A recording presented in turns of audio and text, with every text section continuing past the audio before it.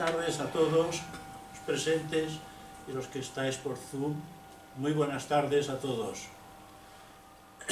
Tengo que decir antes de empezar, el tema es un poco arduo y es posible que las personalidades a veces, pues, digamos, se sientan un poco molestas, porque realmente vamos a hablar de algo que está muy relacionado con nuestra personalidad. Y evidentemente, como personalidades a veces nos ofendemos porque decimos yo no soy así, yo soy de otra manera. Pero como no se ha analizado el individuo, pues no se ha dado cuenta de lo que realmente es uno. Vamos a tocar el tema de la iluminación mediante la perfección y la purificación. Pero no se puede alcanzar esos estados de conciencia si realmente uno no ha descubierto lo que realmente es en el mundo físico, mundo emocional y mundo mental.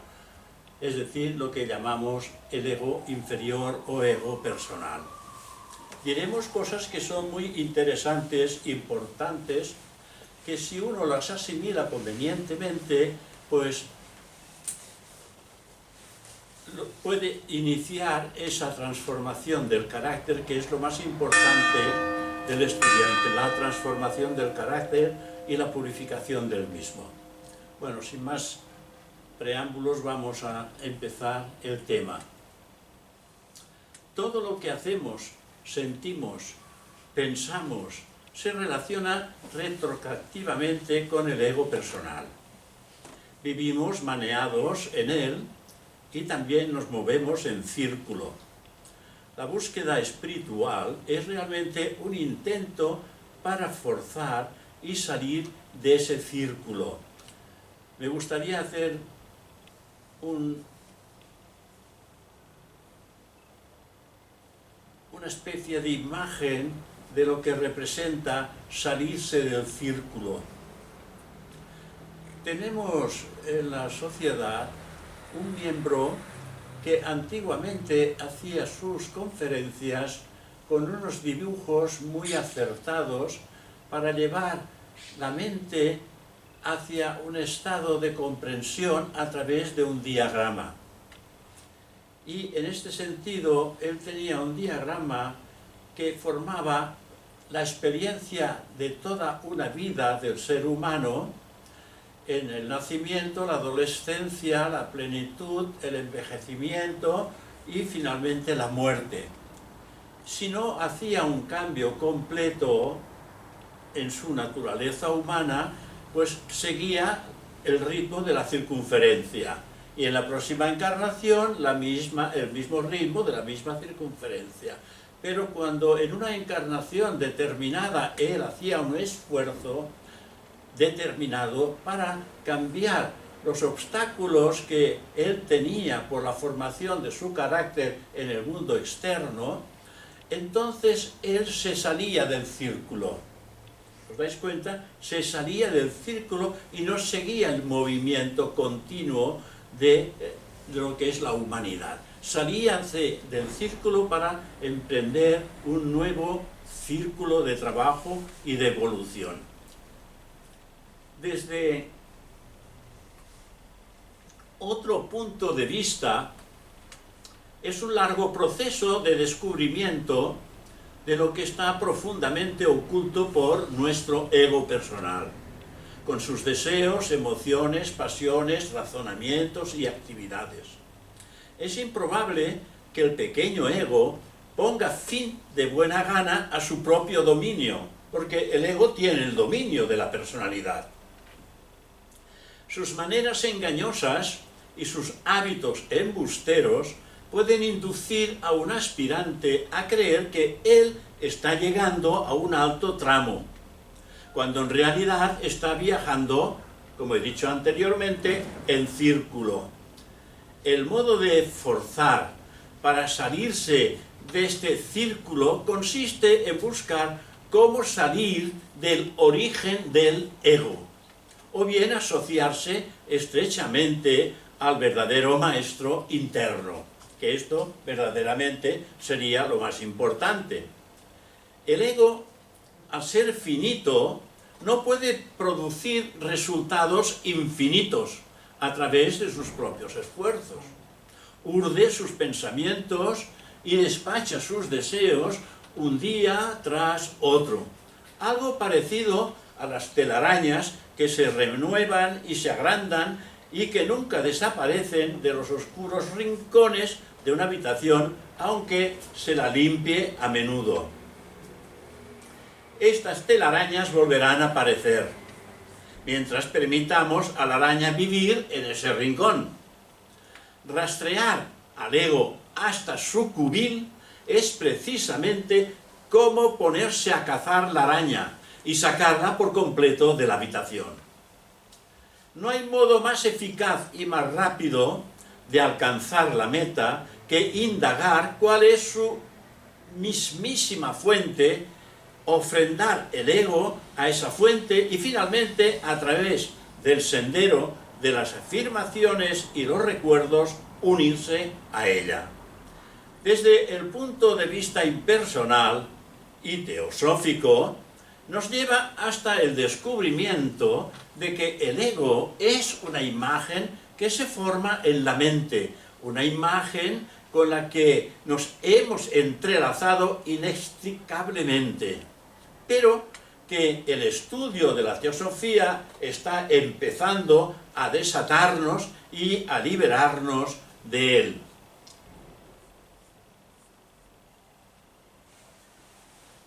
Todo nuestro pensamiento está precisamente dirigido en esta línea, desde un punto de vista impersonal y teosófico, nos lleva hasta el descubrimiento de que el ego es una imagen que se forma en la mente, una imagen con la que nos hemos entrelazado inextricablemente, como he dicho anteriormente, pero que el estudio de la teosofía está empezando a abrirnos, a desatarnos y a liberarnos de él. Todo nuestro pensamiento sobre el ego es incompleto, pues no incluye al pensamiento mismo del ego. Tratemos de hacerlo y desprendámonos de su dominio. Solo algo que trascienda al ego podrá captarlo. Si el ego ha de perpetuarse, deberá de entrar en todas las actividades de la mente, no meramente en las más bajas. Esto es exactamente lo que ocurre. Las aspiraciones espirituales, los ideales morales y hasta las experiencias místicas son proyecciones invertidas del ego, y a través de ellas el yo personal es capaz de expandirse hasta ser un yo mayor. El propio ego es capaz de expandirse hasta parecer que es un yo mayor, más grandioso, más feliz y fuerte que antes. Pero si no son creaciones de este yo mayor que él cree que es, entonces son infiltradas y traicionadas, alimentando al mismísimo yo inferior personal del que se supone que hemos de apartarnos. La meta suprema de la búsqueda no es la iluminación obtenida mediante la destrucción del ego, sino mediante la perfección del ego. Lo que hay que destruir es la función del egoísmo, no lo que funciona. El que tiene que desaparecer es el gobierno del ego, no el ego mismo. El ego no quiere desaparecer, con lo cual recibirá de buen grado la disminución de su campo de acción. Si ese es el único modo de escapar de la muerte, puesto que es necesariamente el agente activo en estos intentos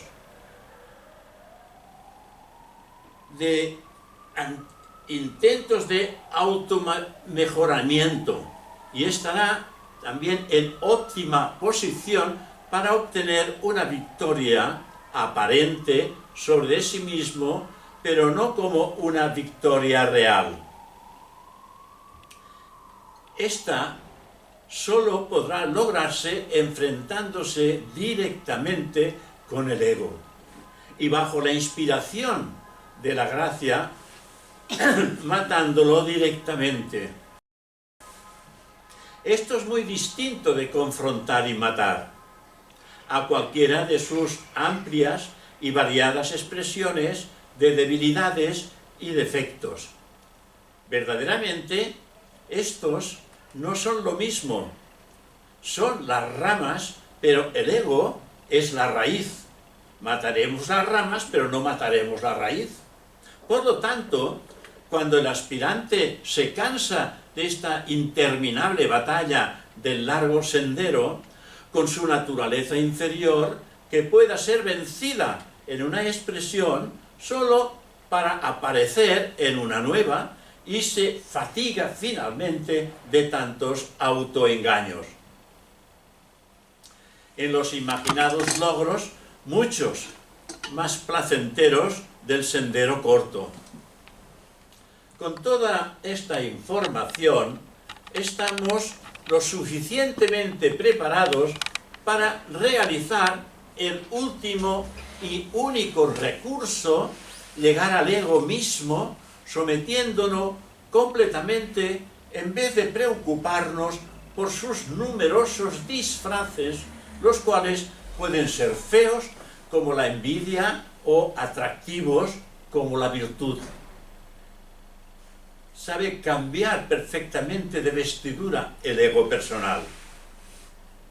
Solo la voluntad divina puede desalojar el ego personal.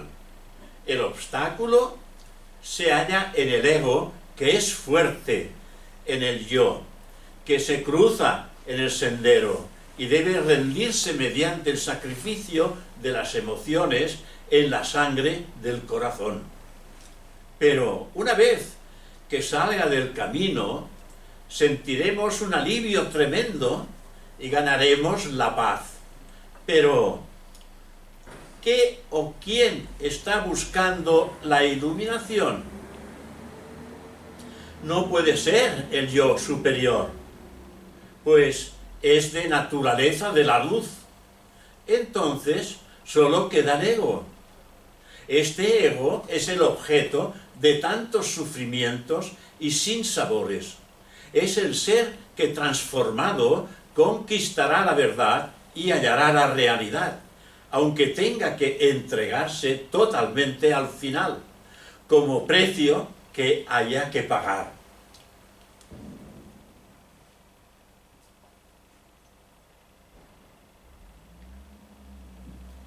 El egoísmo, la limitación de la consciencia de la vida individual, como separada de la vida única e infinita, es la última barrera para el logro de la unidad con la vida infinita.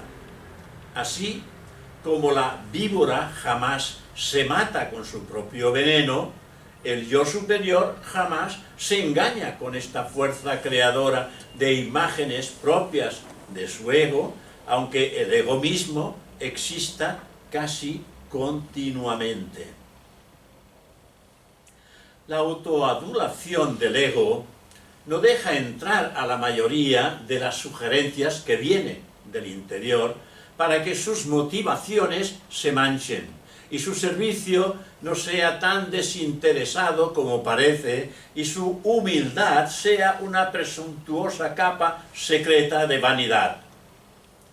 Los obstáculos que impiden la difusión de la teosofía entre las masas no es solamente la falta de cultura, la falta de tiempo libre y la falta de interés. El más poderoso de todos es el que afecta a todas las clases sociales por igual. Es el ego mismo, el modo obstinado con que lo fomentan, la fuerza apasionada con que se aferran a él y la manera tremenda con que creen en él. Se combinan para construir el muro de una fortaleza contra las serenas declaraciones de la teosofía sobre lo que existe. En lugar de eso, la gente exige lo que ella desea. Así que es más fácil decirle que la voluntad de Dios lo decida todo y que la paciente sumisión a esa voluntad es siempre el mejor rumbo.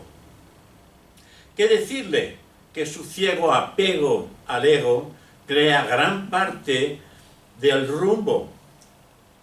¿Qué decirle también de sus sufrimientos? Y que si esa gente no encara la vida impersonalmente y que no existe otra manera que la de soportar resultados dolorosos de una actitud equivocada, este es el camino precisamente de la religión. Sin embargo, la teosofía insiste en decir toda la verdad a sus estudiantes, aunque su voz desapegada y apacible enfríe sus egos hasta los huesos. La aceptación del punto de vista teosófico implica la sumisión del egoísta. Es un ajuste heroico que solo él moralmente podrá hacer. Por lo tanto, no es necesario sufrir ni tener prisa alguna referente a la gente para que abrace y se convierta a la teosofía. Cuando el ego afirme que está comprometido en una guerra contra sí mismo, podemos estar seguros de que no tiene intención de consentir que se logre una victoria real, sino solo una, digamos, pseudo victoria. La mente consciente simple no armoniza con ese ardid. Esta es la razón de por qué, entre tantos buscadores espirituales, son tan pocos los que alcanzan realmente la unión con el yo superior. ¿Y por qué? Los falsos maestros autoengañados obtienen pronto un séquito, mientras que los maestros de verdad no se les deja en paz sin que los perturbe esa ansia. Hasta que aprendamos que nuestro enemigo es el ego mismo, con todas las actitudes mentales y emocionales que lo acompañan. Nuestro esfuerzo por liberarnos espiritualmente solo marchan o andan en círculo. No salimos del círculo. Pensamos de distinta manera, pero con el pensamiento del ego y no con el pensamiento del corazón. Cuando el ego se le hace morder el polvo de rodillas, cuando se le humilla ante sus propios ojos, por estimado o temido, envidiado o respetado que sea ante los ojos de los demás hombres, el camino se abre por influjo de la gracia. Tengamos, pues, la seguridad de que esta humillación plena del ser interno ocurrirá una y otra vez, hasta que el ego se purifique de todo orgullo. En todas nuestras actividades personales, el ego representa su papel, y mientras esta actividad continúa, el ego continuará. Hay mucha confusión y malos entendidos sobre esta cuestión, así que vamos a ir abordándolo de forma y manera de quitarnos esta espina de que a veces pensamos que toda la culpa la tiene el ego, cuando el ego se le va llevando por el camino que nosotros queremos. Porque el ego no es una entidad, el ego es el resultado del pensamiento que nosotros formulamos continuamente.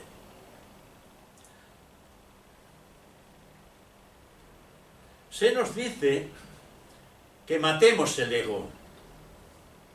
También se nos dice que el ego no existe. El hecho es que debe de existir si existe la actividad. Entonces, ¿qué es lo que podemos hacer?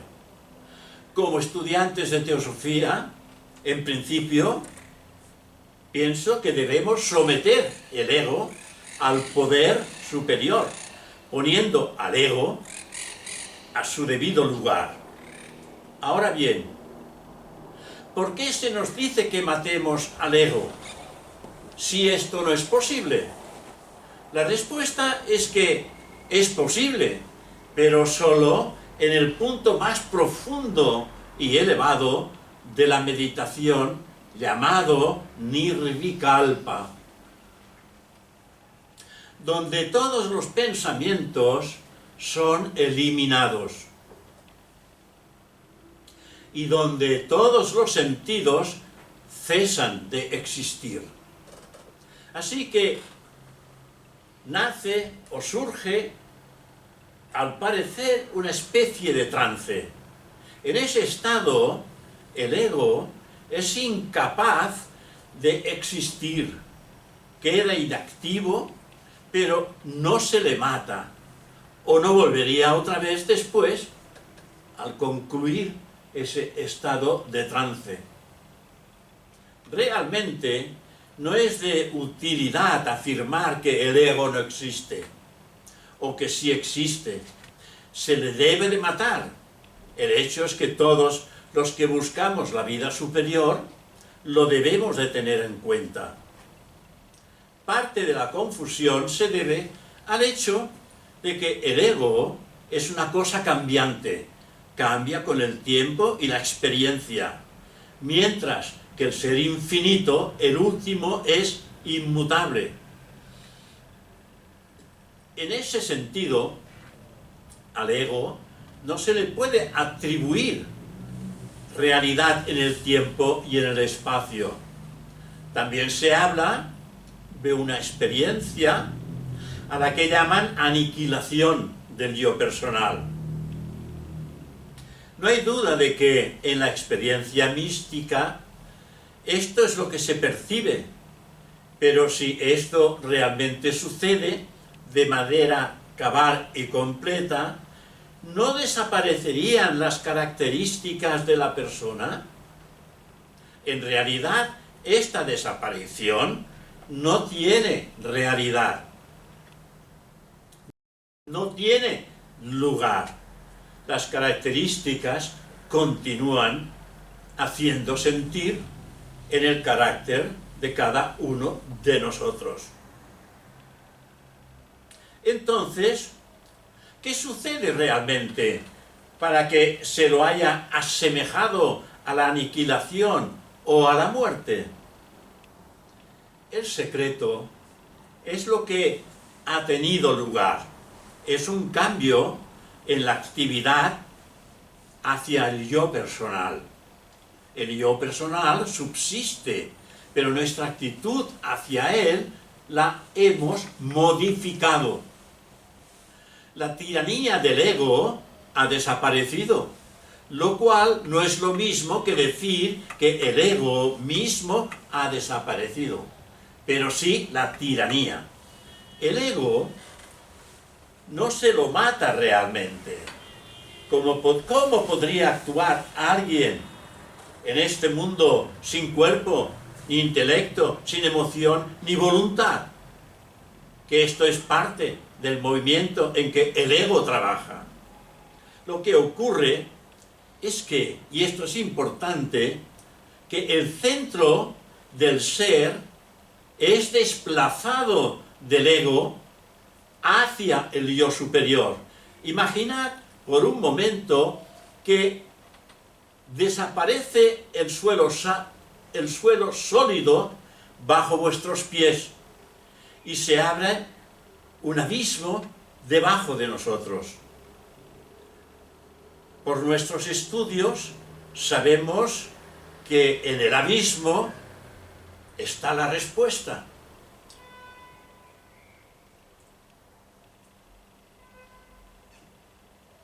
Queremos las respuestas, pero no nos lanzamos al abismo.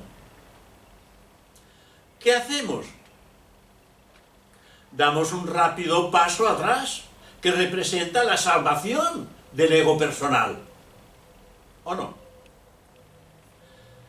¿O nuestra búsqueda por alcanzar la verdad es tan fuerte y exigente como para aguantar esa dura prueba, sobrevivir a esta y mantenernos firmes hasta la luz del yo superior se irradie sobre el abismo y obtengamos el secreto verdadero de la vida oculta?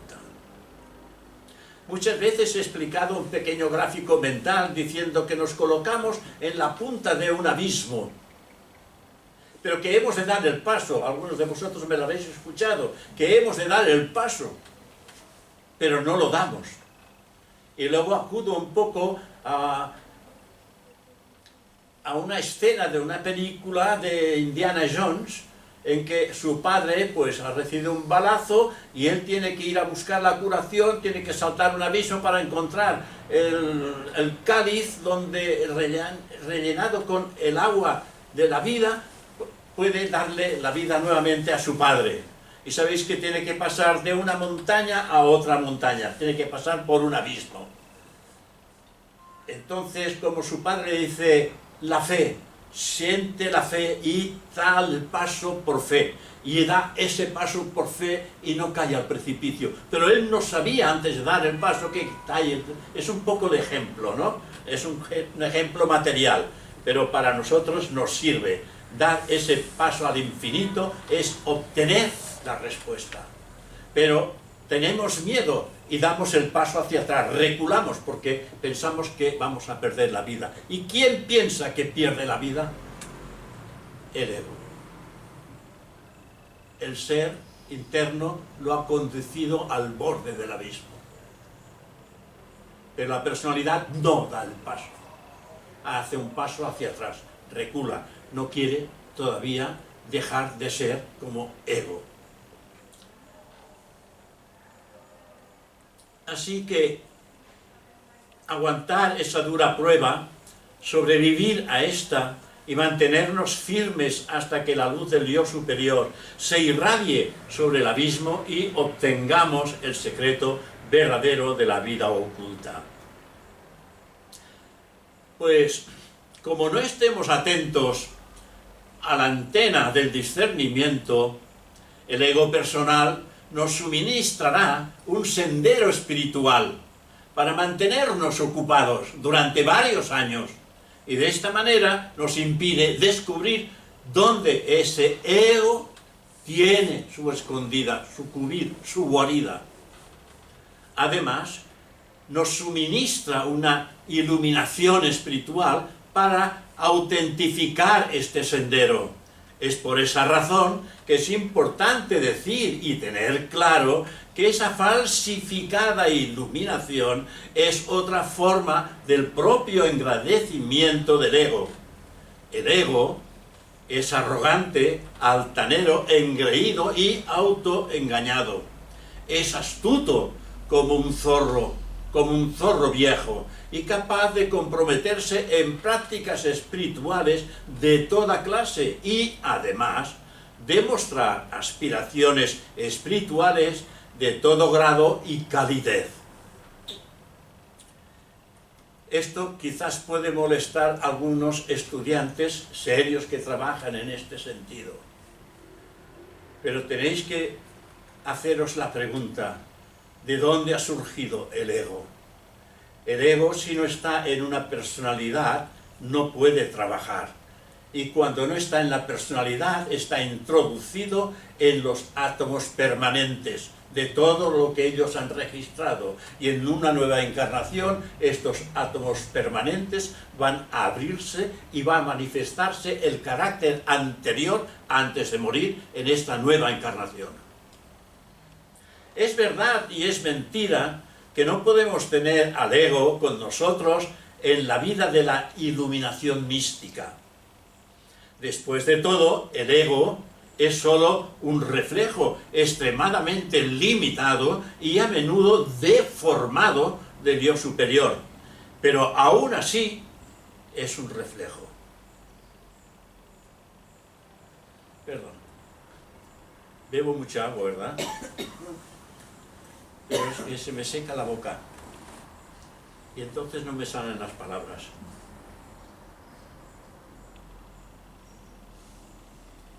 Si pudiéramos alienarlo correctamente al ego y someterlo al yo superior, entonces no sería un obstáculo para la vida iluminada. En realidad, el ego no podrá ser destruido mientras necesitemos sus servicios. Y tenemos todavía ego para largo tiempo y largas vidas hasta alcanzar el adeptado. ¿Pensáis que para alcanzar el yo superior tenemos que hacer desaparecer el ego? No. Si encarnamos después también de haber muerto físicamente, el ego estará presente siempre hasta que dejemos de encarnar físicamente. Por eso se nos dice que cuando el adepto alcanza, cuando el hombre alcanza el adeptado, ya no tiene necesidad de encarnar, entonces evidentemente ya no hay ego. Pero también se dice que cuando alcanzas el adeptado puedes escoger una línea de trabajo que es la del Nirmanakaya. Y como el Nirmanakaya guarda las vestiduras y guarda los átomos permanentes, y los guarda ¿para qué? Para entrar en contacto nuevamente con el mundo de los demás, para ayudarlos y darles la mano con el fin de que estos también se purifiquen y alcancen el estado de adepto. Pero para entrar en contacto con ellos va a necesitar unos cuerpos. Y estos cuerpos se los proporcionan los átomos permanentes, que realmente trae consigo el resultado de toda su evolución, más la evolución de otros que alcanzaron también a su debido tiempo el adeptado. Entonces, no sería un obstáculo para la vida iluminada. En realidad, el ego no podrá ser destruido mientras necesitemos sus servicios, estando como estamos en el plano físico. Pero lo podemos subyugar y convertirlo en un sirviente en vez de permitirlo que él siga siendo el amo. La teosofía también nos dice que cuando de alguna manera hemos subyugado a ese ego personal, lo hemos subyugado y lo hemos llevado a nuestro terreno, nos dice que lo tenemos a nuestro servicio y actúa como si fuera un segundo espíritu del propio yo superior, pero no al servicio del mundo externo, sino al servicio del ser interno. Esta es por la razón de que no desaparece ni se puede matar. Se le puede transformar. Y finalmente que vuelva a la fuente de la cual procede. Cuando eso se comprende, apreciaremos muchísimo más el ideal teosófico en la comprensión y conversión de un ego personal, plenamente desarrollado, dominado y ricamente perfeccionado. Actúa como un canal para la inspiración y guía del yo superior. Un ego empobrecido formará naturalmente un canal más limitado para la expresión del yo superior que un ego más evolucionado.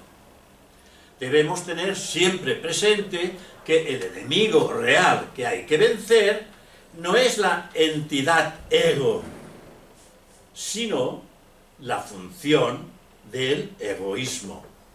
Son dos cosas completamente distintas, pero uno encarna a la otra.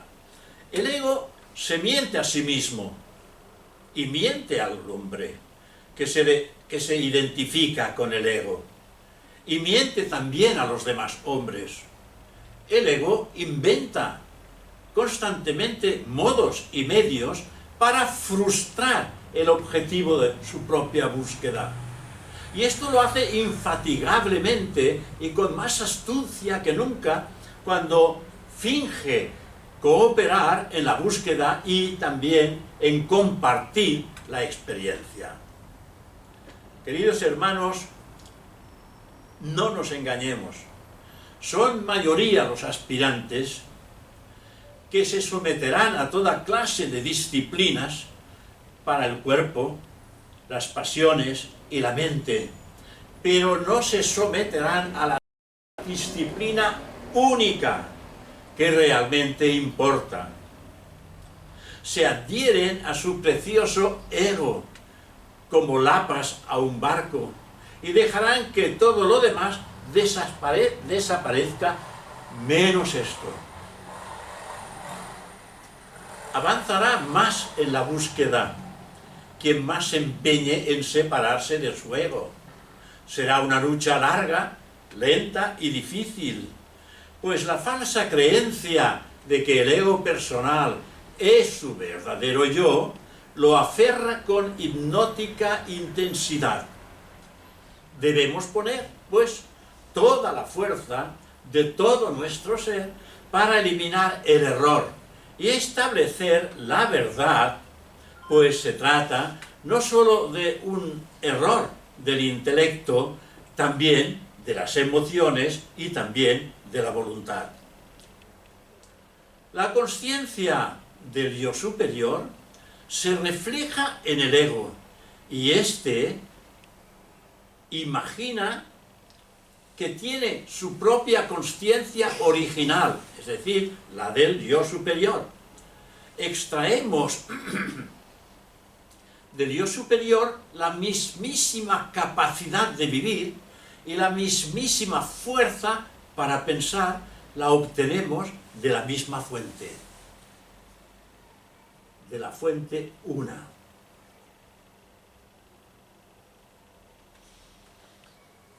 Pero reducimos la capacidad y la fuerza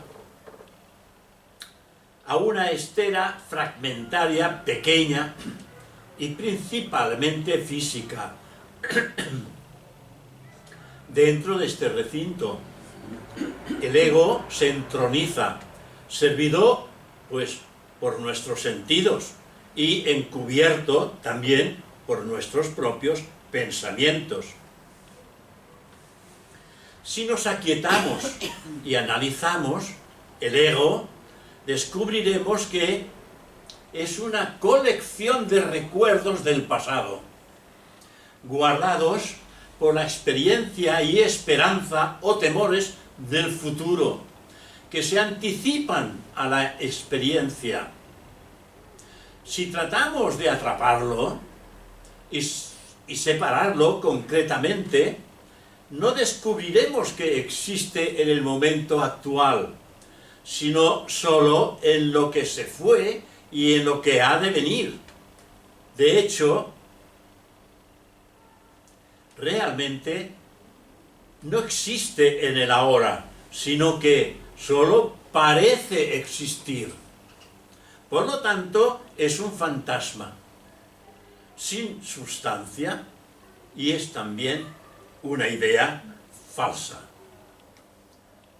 El yo-ego es una criatura nacida de la acción y del pensamiento del hombre, la cual cambia y crece lentamente.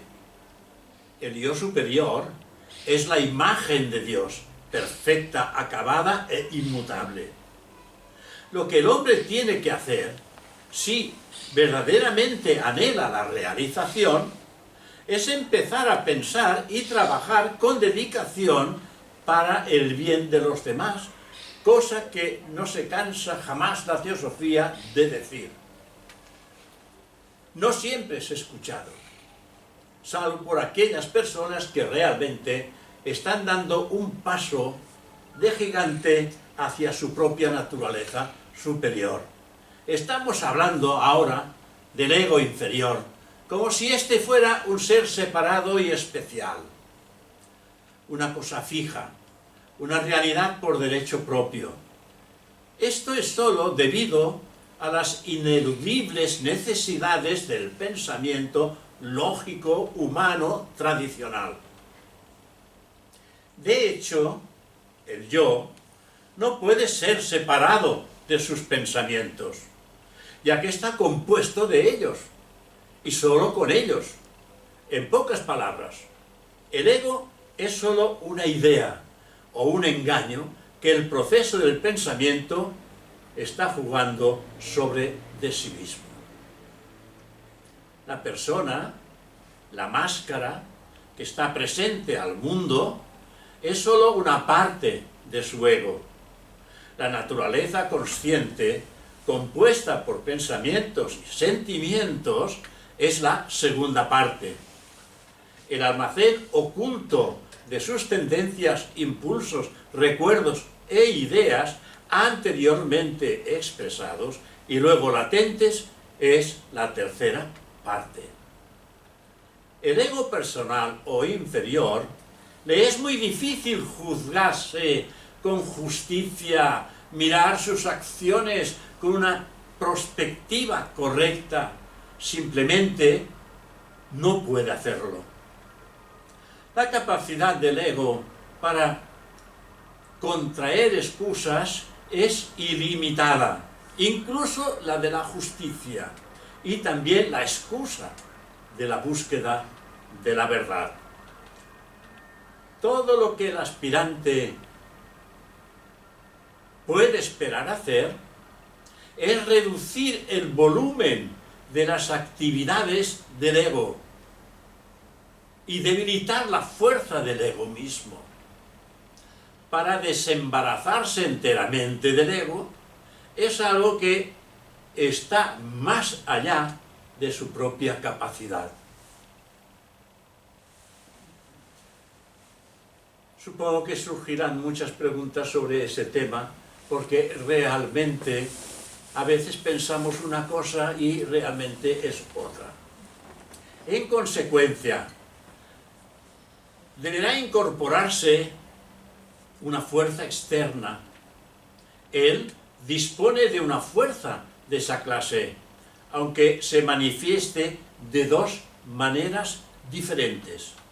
Y esa es la fuerza de la gracia del ser real.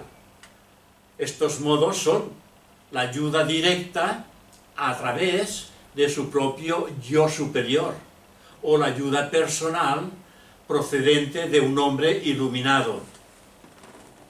Se puede requerir la primera en cualquier momento, pero no requerir correctamente la segunda, antes de haber realizado bastante trabajo sobre sí mismo y de haber efectuado bastante trabajo o avance justificado. No obstante, llegará un día en el que nos sentiremos más que agobiados del ego. Y entonces nos daremos cuenta de lo astuto e insidiosamente en que penetro en todas nuestras actividades, e incluso en las supuestamente espirituales o altruistas. Aunque no lo creáis, hemos estado trabajando para el ego. Nos daremos cuenta de cómo el ego nos embaucó en el pasado y cómo durante todos los años hemos sido monopolizados por los deseos que él mismo sustentó, alimentó y fomentó, cuando pensábamos que estábamos espiritualizándonos, sirviendo a los demás. Como estudiantes serios de teosofía, lo sabemos y anhelamos fervorosamente liberarnos de él y ávidamente ser uno en la nada de Dios. Todos pensamos experimentarnos, sentimos y nos identificamos en el yo personal. Pero, ¿quién sabe realmente qué es? Para hacer esto, necesitamos mirar dentro de la mente. No lo que ésta contiene, como lo hacen normalmente los psicólogos, sino lo que es ella en sí misma. Si perseveramos, tal vez encontremos al yo en mayúsculas que está dentro del yo en minúsculas. Este yo interno es la individualidad superior, que se conservará hasta alcanzar e integrarse en la unidad de la mónada. Mientras que el ego personal solo lo hará intermitentemente, pero debemos tener siempre presente que el yo personal no es excluido, sino reinterpretado, de manera que lo transformaremos por completo. Esto para nosotros es muy importante. Lo transformaremos por completo. Cuando avancemos hasta este punto de vista del testigo, entre comillas, comprenderemos internamente la diferencia entre la frase descriptiva de yo soy el gran César y la afirmación lisa y llana yo soy. No nos juzgaremos en tercera persona, sino en una sola y única realidad. Yo soy. La mente es una y dual. Es erróneo pensar que hay dos mentes separadas. La mente es una y dual, no son dos mentes. Cuando hablamos de estas dos mentes, hablamos en el sentido de poder clarificar que hay una parte de la mente que mira hacia el exterior, hacia lo concreto, hacia lo intelectual, y hay una parte de la misma mente que mira hacia lo abstracto, lo espiritual, lo elevado. Pero la mente es una, pero es dual. Es erróneo pensar que hay dos mentes separadas o dos conciencias independientes dentro de nosotros. Una, la inferior, mente concreta, es la mente del ego. Y la otra, la superior, mente del yo superior. Por lo tanto, hay solo una mente independiente e iluminadora. Todo lo demás son solo imágenes limitadas y reflejadas. El ego es, pues, una serie de pensamientos que dependen de ella, de esa mente. Nuestro verdadero yo está oculto en esa mente central de quietud, en un vacío de silencio. Este núcleo está vacío, solo ocupa la dimensión de la punta de un alfiler. Lo rodean totalmente un círculo repleto de pensamientos y deseos que constituyen el yo imaginado, es decir, el pequeño ego.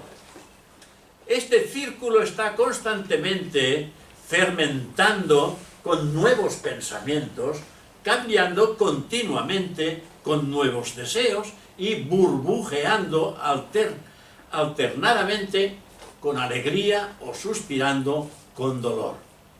Mientras el centro está eternamente en descanso, el círculo que lo rodea nunca descansa mientras el centro confiere paz, el círculo la destruye. Es decir, porque no nos salimos de una vez por todas del círculo. Toda discusión que se tiene desde un punto de vista egoísta está corrompida desde el comienzo y no puede producir una conclusión absolutamente segura. El ego pone primero su propio interés y retuerce cada argumento, cada palabra e incluso cada hecho que se acomode a ese interés. Si el egoísmo del aspirante es demasiado fuerte, la parte suprema de la luz del Dios superior, será enteramente incapaz de penetrar en la conciencia personal. No importa lo fervorosamente que aspiremos a ella. Tenemos y somos un ego, la existencia de ese es ineludible si ha de activarse el pensamiento cósmico y ha de desarrollarse en él la evolución humana. Entonces, estoy convencido de que todos nos preguntamos, ¿por qué se convirtió en fuente de mal, de fricción, de sufrimiento y de horror? La energía y el instinto, la inteligencia y el deseo que están contenidos en cada ego individualizado, fragmento de la consciencia de cada yo compuesto, no son originalmente malos en sí mismos, pero nos aferramos a ellos y llega al extremo y entonces el egoísmo se fortalece. Se malogra el equilibrio, se quebrantan las virtudes más apacibles y desaparecen por completo la comprensión de que los demás tienen derechos, así como el sentimiento de buena voluntad, la compasión y la adaptabilidad, el bien común, brillan por su ausencia. La atención natural y correcta de nuestras necesidades se agrandan hasta convertirse en tiranía. Entonces el ego solo existe para servirse a sí mismo, a toda costa, agrediendo o explotando a todos los demás. Deberá haber un ego si hay una idea del mundo. ¿Vais captando un poco la idea? Pero poniéndolo naturalmente a su sitio y ajustándolo a dos cosas, el bien común y la fuente de su propio ser, la consciencia nos habla del primer deber, ya sea que le prestemos atención o no. La intuición nos habla del segundo deber, sea que lo ignoremos o no. Para escucharlo tendríamos que prestarle la atención, desatendiendo todo aquello que envuelve a lo personal.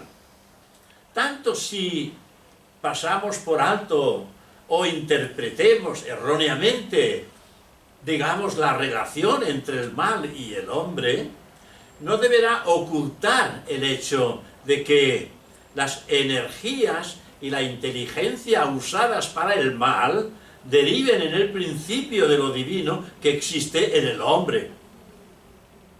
Las energías son un don de Brahman o Dios, pero al principio las ponemos al servicio de la impiedad. Esta es la tragedia. Las facultades, el talento y la consciencia se utilizan muy a menudo en odio y guerra, cuando podrían trabajar armónicamente en favor de la idea del mundo. La propia desarmonía del hombre le produce su propio sufrimiento e involucra a los demás. Pero cada ola del desarrollo debe seguir su curso y al final cada ego deberá someterse.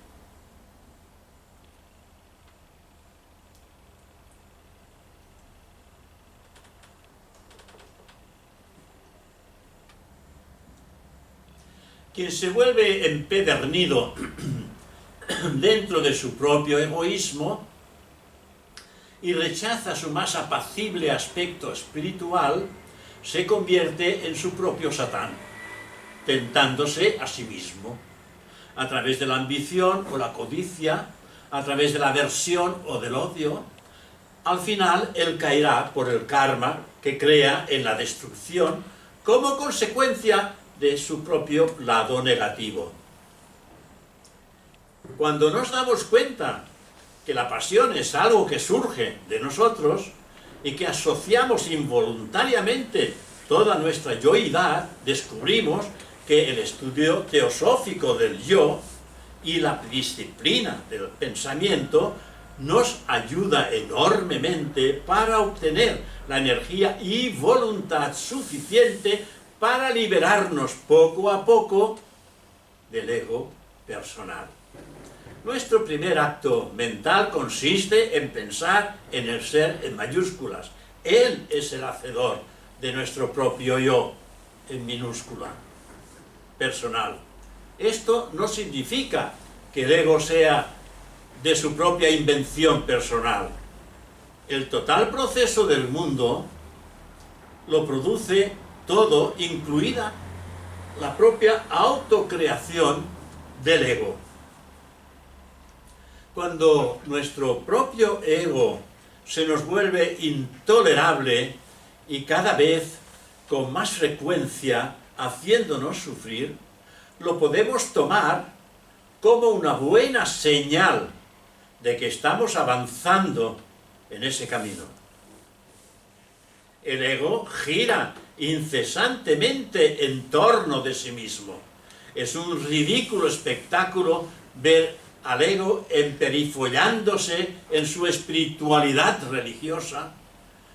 Esto explica por qué el más difícil de todos los renunciamientos que puede pedirse a un hombre es el renunciamiento de su ego. El hombre prefiere incluso sufrir mortificaciones en lo físico o humillaciones en su orgullo a esa postrera pérdida del ego. Hasta la conducta irreprochable y los modales impecables pertenecen al ego, no la iluminación. Por lo general, el ego religioso cree que se está sometiéndose a Dios, cuando en realidad solo está sometiéndose a su propio ego.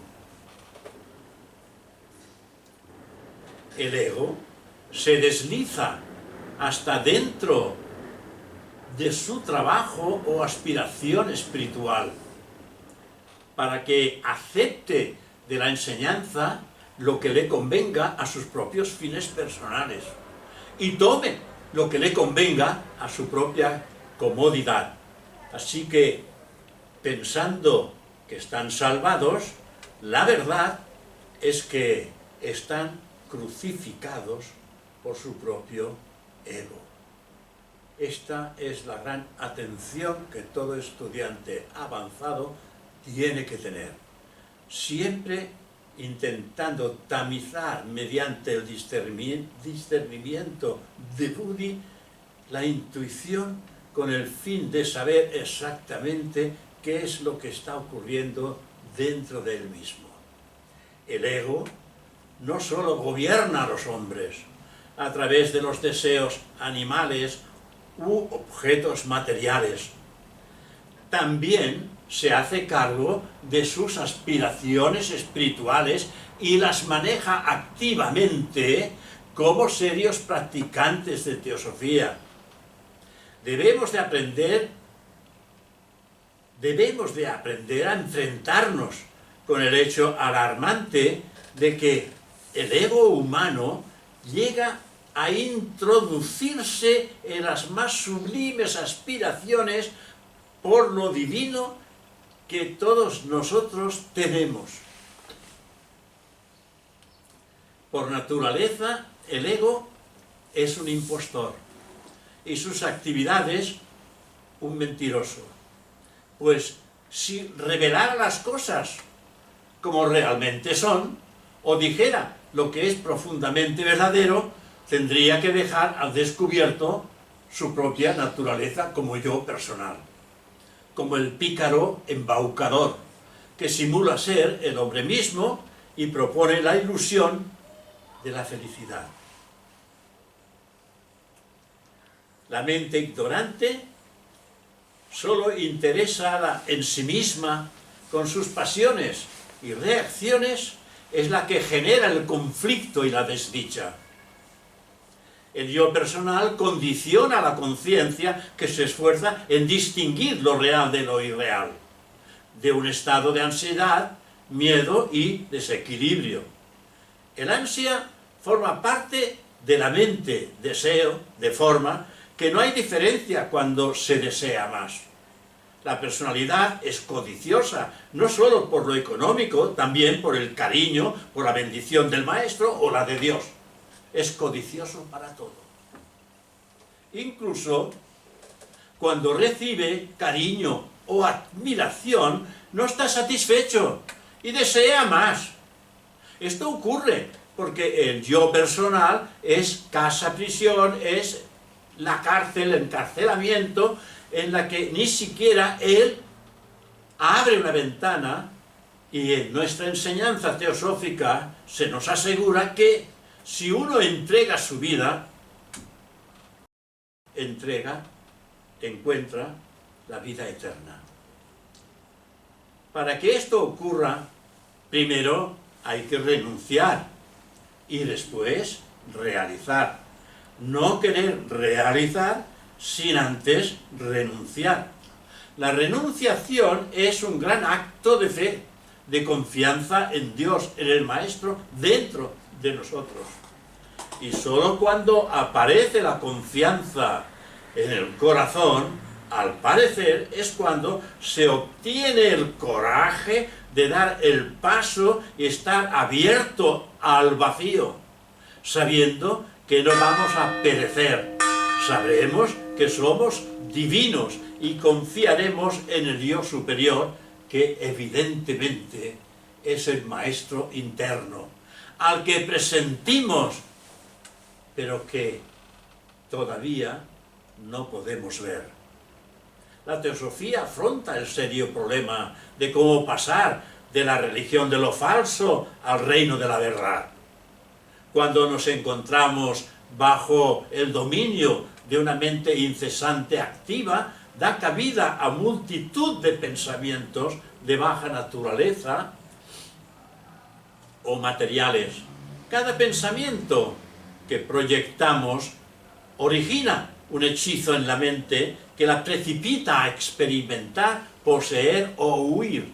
Ese tipo de pensamientos forman obstáculos y permanecen en la mente, revoloteando en el cerebro hasta que finalmente desaparecen cuando dormimos.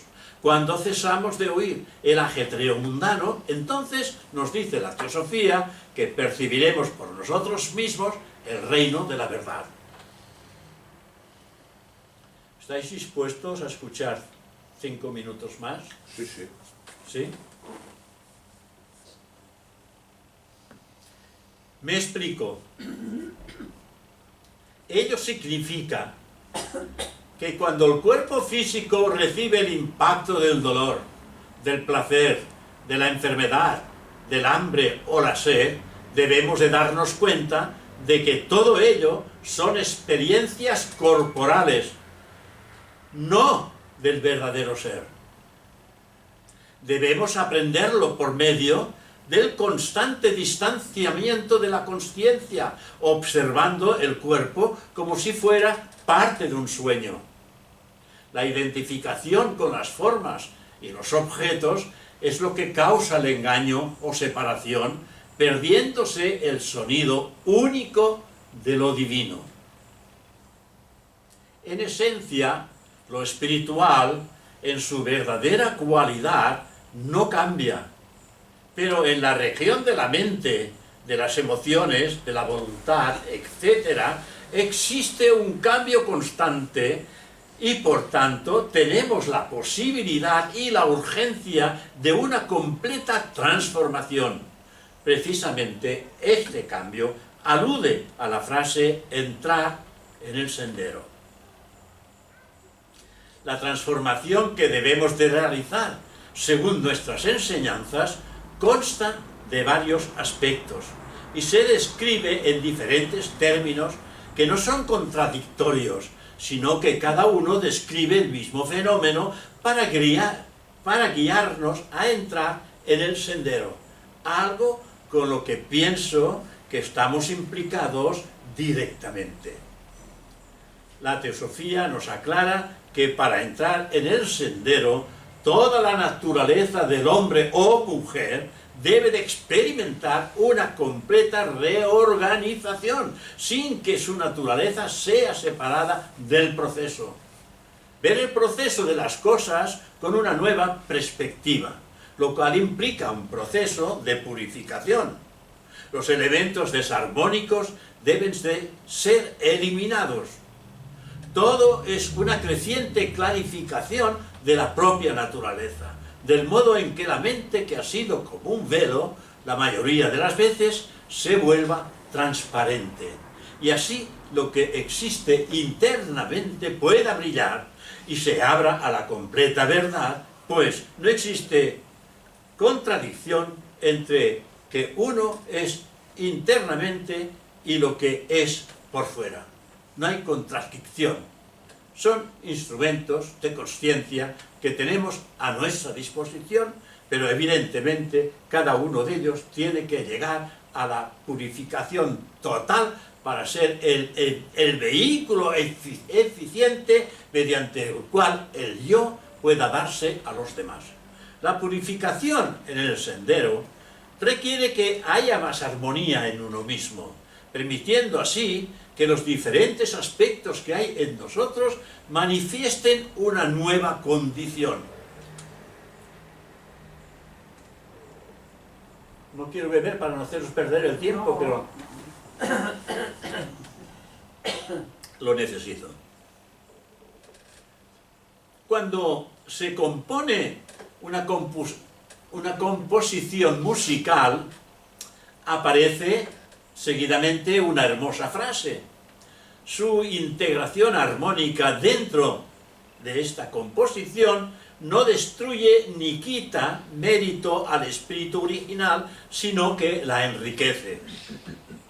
El teósofo o persona que logra ese estado de unión es uno y al mismo tiempo diverso. Tal es la naturaleza de la consciencia. Ella está capacitada para la unidad, la totalidad, la integración y al mismo tiempo sentir la multiplicidad de expresiones en los diversos movimientos. Esta es la maravilla de la consciencia y no existe nada parecido en todo el universo. Una completa transformación implica una reorganización en el carácter, en la estructura, en la forma, en el proceso, de modo que aparezca un nuevo patrón. Los procesos se cambian y son coordinados de diferente forma, pero la purificación se refiere a la sustancia con la cual se construye la estructura y los movimientos de la consciencia. La armonía, en términos de la diversidad de movimientos, produce la totalidad de expresión perfecta, una cantidad de movimientos, cada uno de los cuales es hermoso en sí mismo. Debe ser tan perfectamente coordinado que su efecto es indescriptible. No se puede decir que se trata de uno o si se trata de contener a los muchos. Hay diferentes niveles en la constitución del estudiante, como todos vosotros sabéis, pero desde que existe el fluir de la vida y de la conciencia, tiene lugar un constante intercambio entre lo superior y lo inferior. Así pues, cuando se produce una condición de unidad, ello significa que lo inferior, lo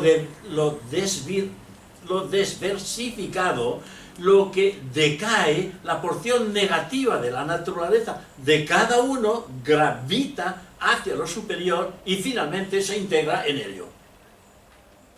La dedicación, en realidad, es la entrega de uno mismo. Cuando ello se conoce como algo muy profundo en nuestro interior y a lo que uno se entrega, incluso la actitud de sumisión al maestro, si la analizamos, descubriremos que es un reflejo de dicha sumisión hacia nuestro propio yo superior. Hay una perfecta coordinación entre el inferior y lo superior. Esta es la perfección a la que podemos llegar y ser capaces de responder instantáneamente a la llamada, la cual en realidad es una llamada de lo más elevado que podemos llegar a conocer. La aspiración eleva la consciencia hacia el nivel mental para unirse de forma natural con la llama pura, la llama espiritual. Se trata de la unión del intelecto con la espiritualidad y solo se logra, según nuestro instructor Saturnino Torra dijo, con una sola y única aspiración.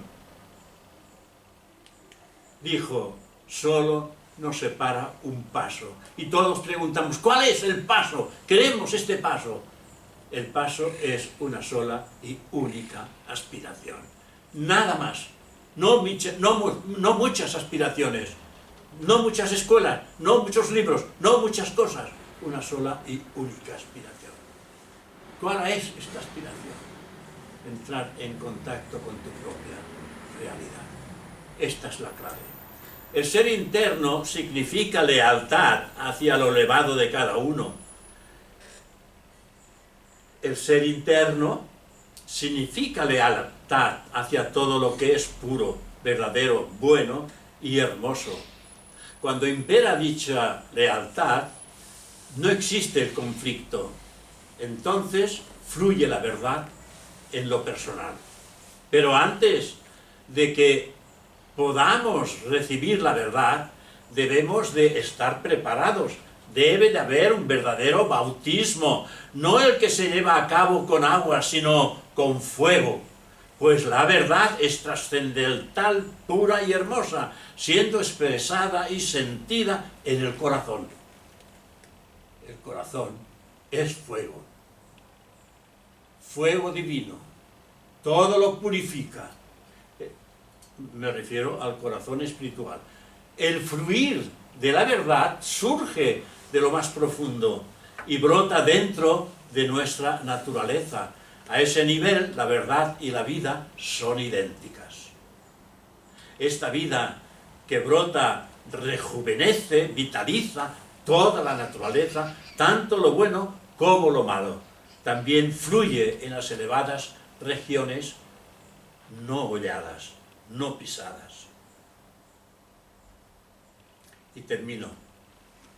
La naturaleza mental, emocional y física, psíquica, se convierte en una expresión de la belleza interna, que hasta ahora permaneció oculta, y todos los detalles de la vida se convierten únicamente en una ilustración de la verdad. Cada acción, cada movimiento de la consciencia, cada gesto, cada palabra que se expresa se convierte en una ilustración de la belleza, la armonía, la luz y la verdad que reina en lo interno. ¿Cómo puede realizarse este cambio? Por medio de la disolución del velo del yo. Entonces sabremos lo que es la aspiración, la sumisión, la lealtad, la devoción, la unidad, la armonización, la dedicación.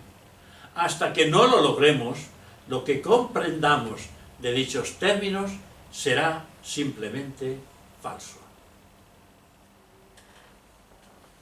Muchísimas gracias por vuestra atención.